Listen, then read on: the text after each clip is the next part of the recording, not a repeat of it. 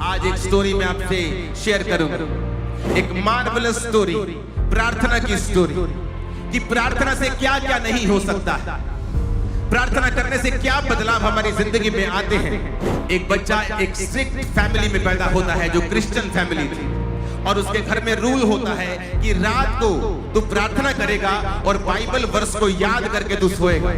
और ये रोज रात को 1 बजे प्रार्थना शुरू करता था, सुबह के 5 बजे तक, और रोज 4 घंटे ये रोज प्रेयर करता था, 4 घंटे, और 13 साल लगातार इसने प्रार्थना की।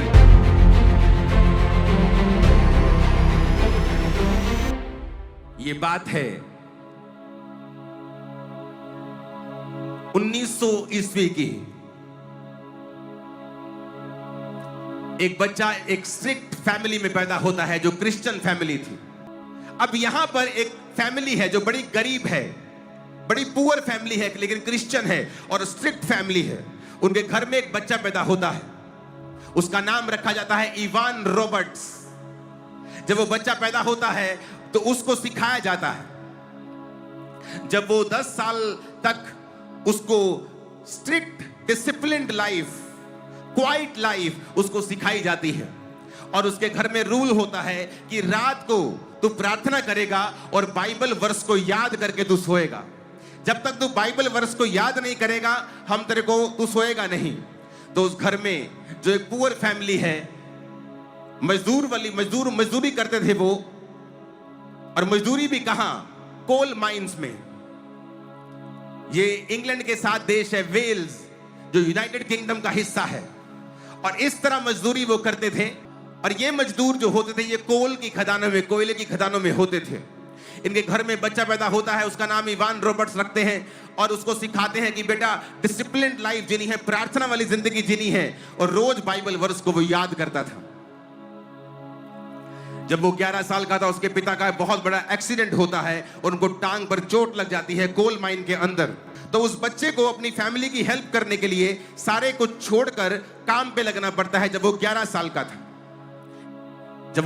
का था वो काम पे चला जाता है और डोर बॉय बन जाता है, जो दरवाजे पे छोटू, आप बोलते ना छोटू वो चाल ले आ, ए छोटू ये कपड़ा दे आ, ए छोटू कपड़ा मार गाड़ी पे, वो वाला छोटू बन जाता है।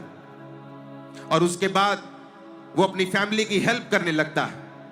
जब वो 13 साल का था और उसे स्पिरिचुअल चीजों में इंटरेस्ट होने लगा, क्योंकि वचन कहता है कि जब तू अपने बच्चों को छोटे होते ही मेरी लाइन पे चलाएगा, जब वो बड़े हो जाएंगे तो उससे पीछे नहीं हटेंगे।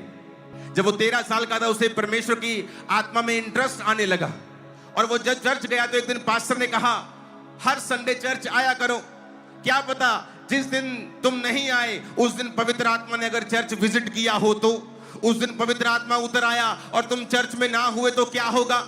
ये बात उसके दिल को छू गई। जब ये बात उसके दिल को छुई तो उसने कहा अब मैं हर संडे चर्च आऊंगा। कोल माइन से काम करके थका हारा वो चर्च में जाता था, चाहे वो जितना भी एग्जॉस्टेड होता था, शरीर में थका हुआ होता था, लेकिन वो चर्च में जाता था। जब वो 20 साल का हुआ, जिस कोल माइन में वो काम करता था, वहां पे एक बड़ा एक्सप्लोजन हुआ, एक बड़ा धमाका हुआ, और उसकी जिंदगी बड़ी मिरेकलसली बच गई। इस चीज ने उसे बड़ा छुआ कि देखो मैं मर सकता था यहां पे आसानी के साथ, लेकिन परमेश्वर ने मुझे बचाया क्योंकि मैं प्रभु के साथ जुड़ा हुआ हूं। उसका विश्वास परमेश्वर में और बढ़ता गया।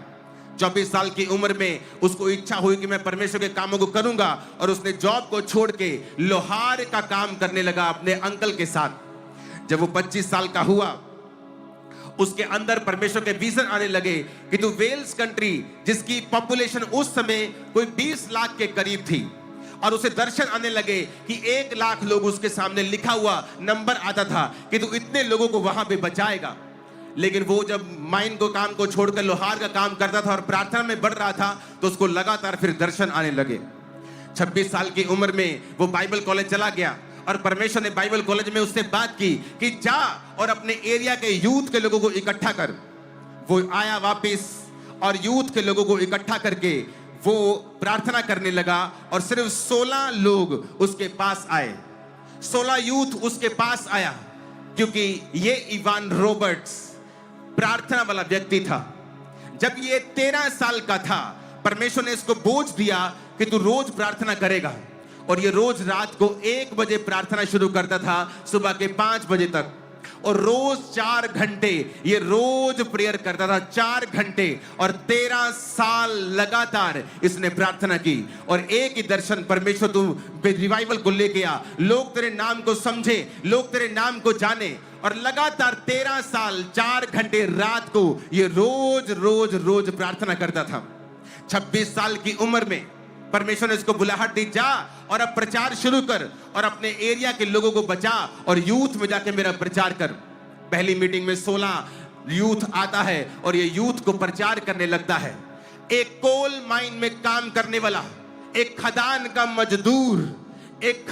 मजदूर बात करने लगता है परमेश्वर की आत्मा के द्वारा लोगों से। और ये उसके पास कोई बहुत फैंसी सरमन्स नहीं थे, उसके पास कोई बहुत बाइबल की बड़ी डीप थ्योरी उसके पास नहीं थी। सिर्फ वो पवित्र आत्मा का भेजा हुआ जन था, और दूसरा वो एक प्रार्थना करने वाला व्यक्ति था। रातों रात घुटनों पर रहकर वो एक प्रार्थना करने वाला व्यक्ति था, क्योंकि उसकी माता पिता ने उसकी जो परवरिश की थी वो बड़ी स्ट्रिक्ट क्रिश्चियन फैमिली थी, जो संडे को चर्च जाना भूलते नहीं थे, चाहे वो कितने भी गरीब थे। कोल माइन में काम करते करते उसके पिता को इंजरी हो गई, उसका बेटा काम पे लगाना पड़ा जब वो 11 साल का था, लेकिन चर्च जाना फिर भी वो भूलते नहीं थे। परमेश्वर के साथ जुड़े हुए व्यक्ति और प्रार्थना करने वाले व्यक्ति। उसके बाद जब वो आया लोगों के सामने, उसने कहा, मैं तुम्हें फैंसी सरमन देने के लिए नहीं आया हूं, बस 4 बातें मैं तुमसे कहना चाहता हूं। पहला, अपने पापों को मान लो।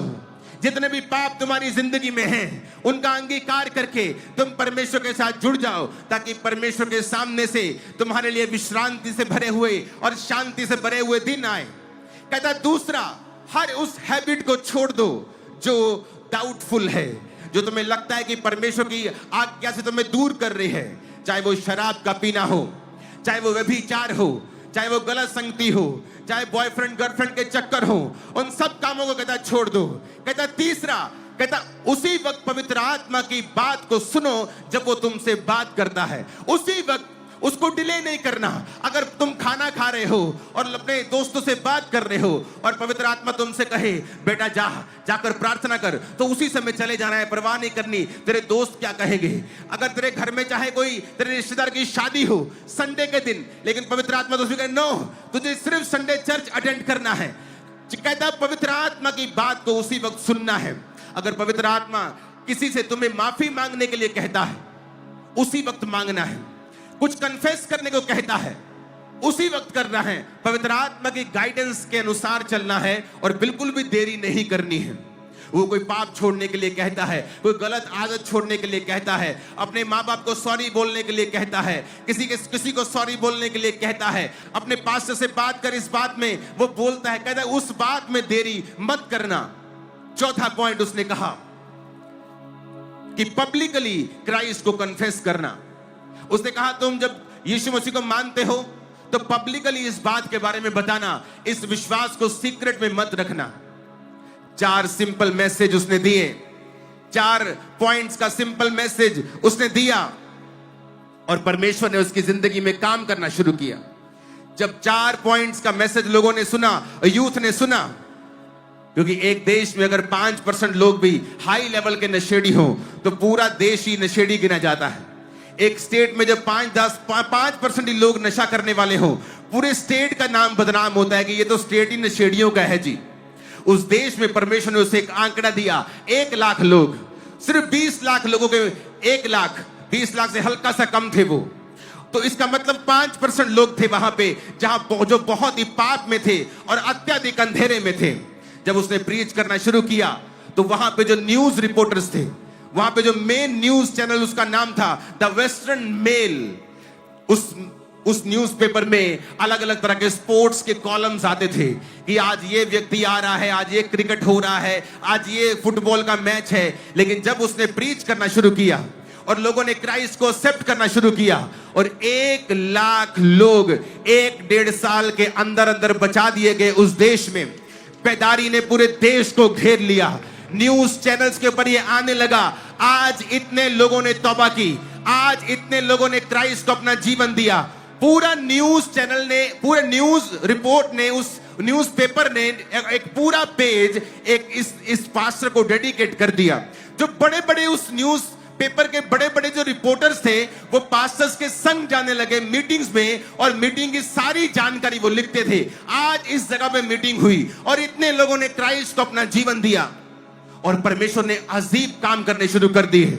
बेदारी पूरे एरिया में हिट कर गई। यूथ परमेश्वर का काम करने लगा, वो वर्शिप करने लगे। वर्शिप में रोते थे, चिल्लाते थे, परमेश्वर की स्तुति करते थे, आराधना करते थे। कोई उनको मैड मैन बोलता था, कोई पागल आदमी बोलता था, कोई बोलता था ये दिमाग इनका खराब हो गया है। लेकिन उस एरिया में इतना काम हुआ कि उस एरिया के सारे बार्स, सारे पब बैंकरप्ट हो गए, क्योंकि वो सारे लोगों ने शराब पीना बंद कर दिया और पब्स में जाना बंद कर दिया।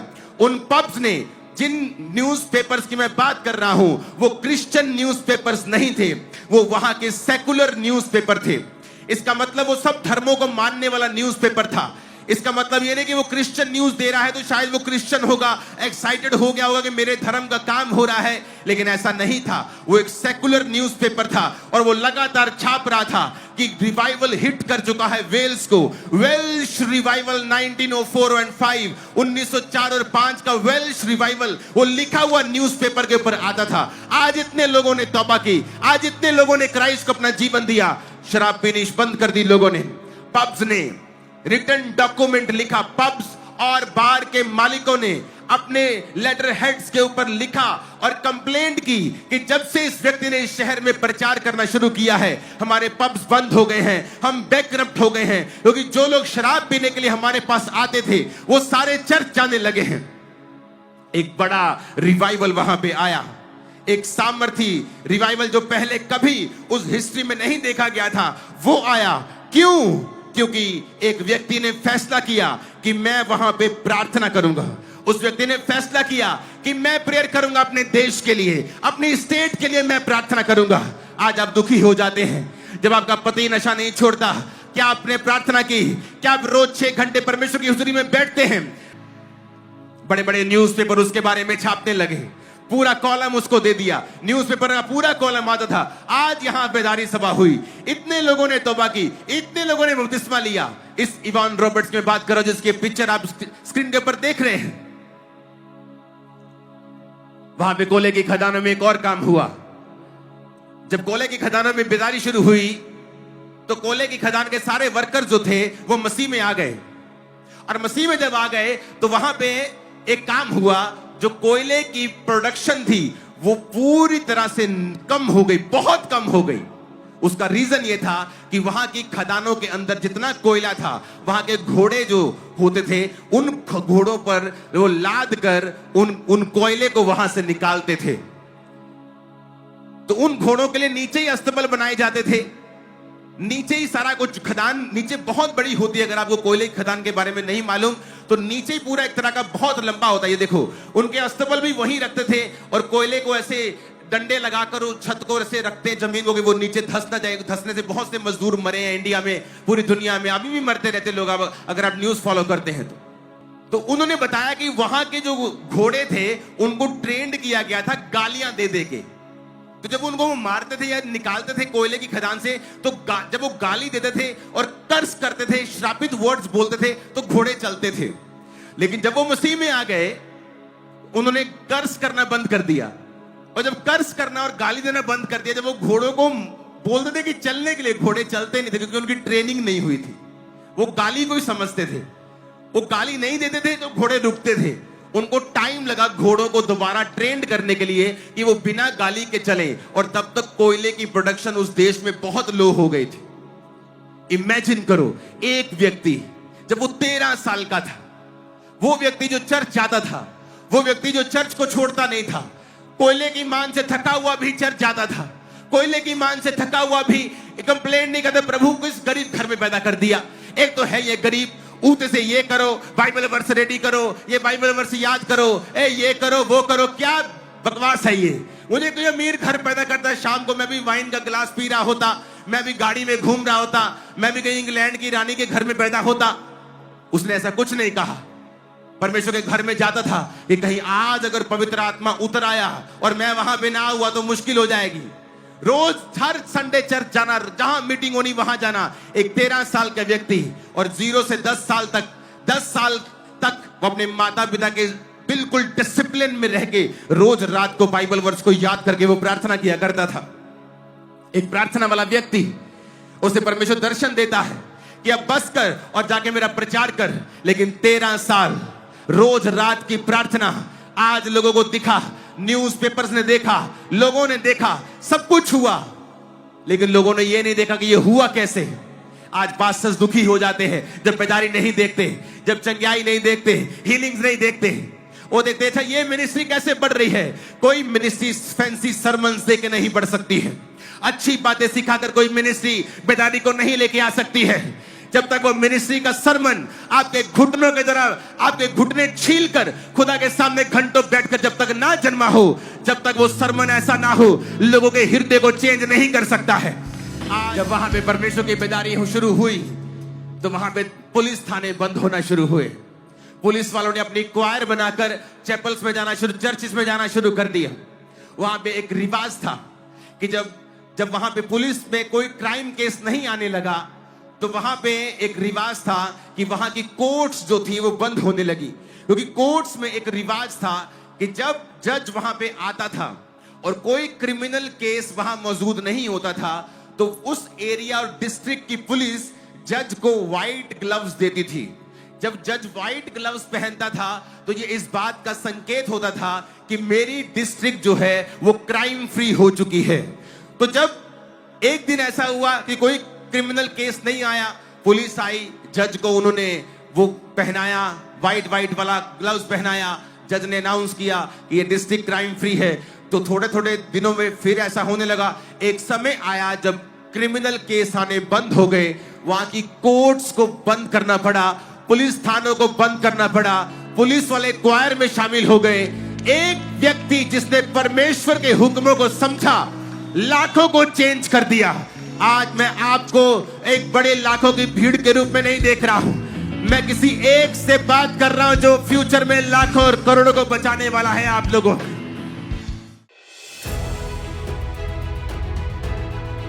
परमेश्वर के दास द्वारा दिए गए जीवित वचनों और बाइबल के गहरे आत्मिक रहस्य को जानने के लिए आज ही हमारे YouTube चैनल को सब्सक्राइब करें, बेल आइकन को जरूर प्रेस करें ताकि परमेश्वर की नई आत्मिक शिक्षा, न्यू रेवलेशन सबसे पहले आप तक पहुंच सके।